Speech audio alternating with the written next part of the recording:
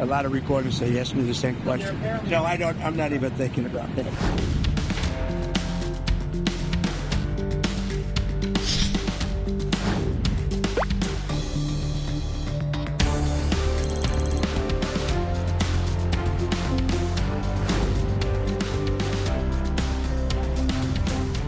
He did everything. He's got a lot of money.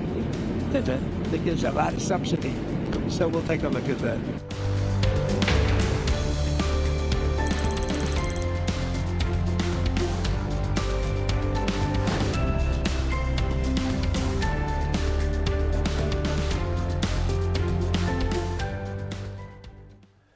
네, 하늘에 태양이 둘이 될 수 없다는 말이 현실이 됐습니다. 이 브로맨스를 자랑하던 트럼프 미국 대통령과 일론 머스크 테슬라 CEO의 관계가 회복 불능 상태가 되고 있습니다.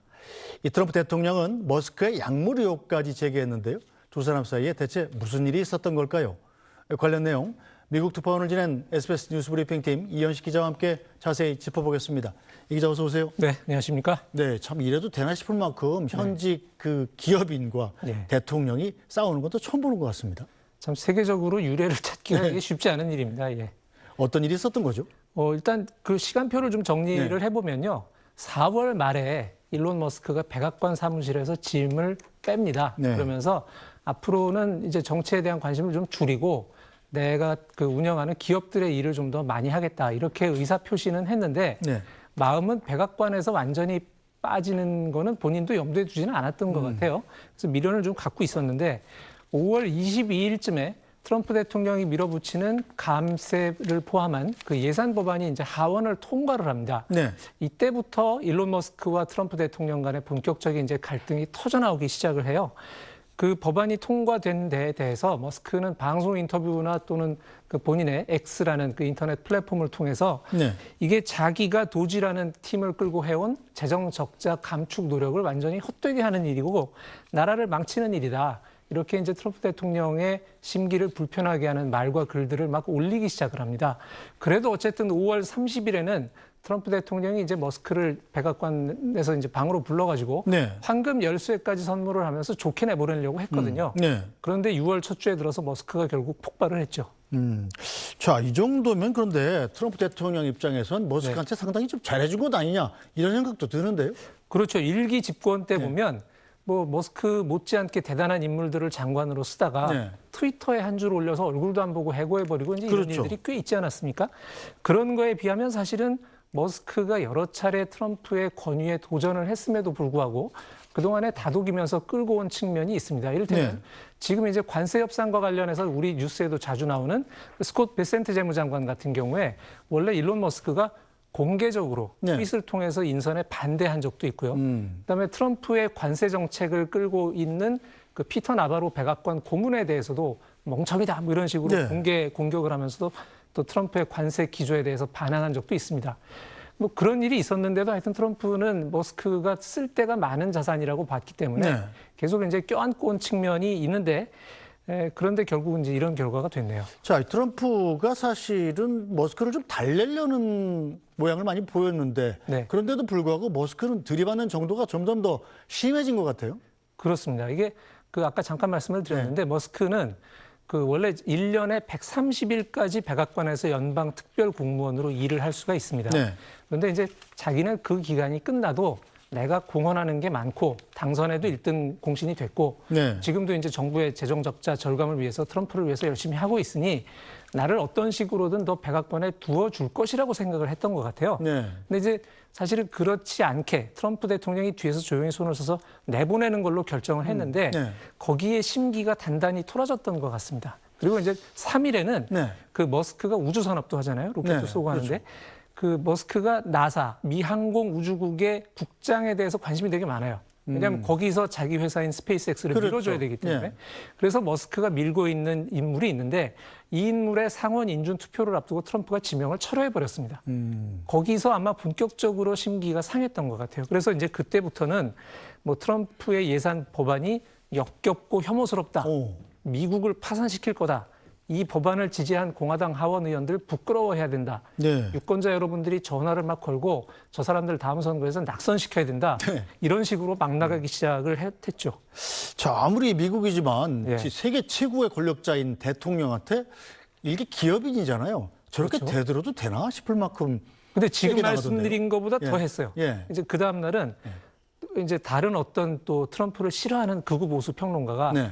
트럼프를 탄핵을 하고 이제 J.D. 벤스 부통령을 대통령으로 올려야 된다라는 글을 이제 X에 올려놨는데 뭐 그런 얘기야 뭐 할 수 있죠. 머스크가 평론가는. 이제 그걸 공유를 해서 네. 예스 뭐 이렇게 쓰기도 하고 예. 그다음에 심지어는 제프리 앱스타인이라고 좀 악명이 높은 인물이 있었어요. 교도소에서 자살했죠. 그렇죠. 예. 이 사람이 금융으로 돈을 많이 벌었는데 미성년자 여성들을 성착취를 하고 자기한테 도움 줄 수 있는 사람들한테 막 공급을 하고 이런 범죄를 저지르다가 네. 이제 체포가 됐고 결국 감옥에서 죽었거든요. 네. 근데 이 사람이 미성년자 여성을 공급한 그 대상자 리스트 중에 트럼프가 있다. 이런 글까지 이제 머스크가 X에 올리게 됐는데 이쯤 되면 이거는 우리가 정치에서 쓰는 표현으로 왜 영린을 건드린다는 표현 네. 있지 않습니까? 영린을 아주 쥐어뜯은 격이죠. 이렇게까지 했는데 트럼프가 참고 화해를 할 수 있을 거라고 생각하기는 좀 어렵습니다.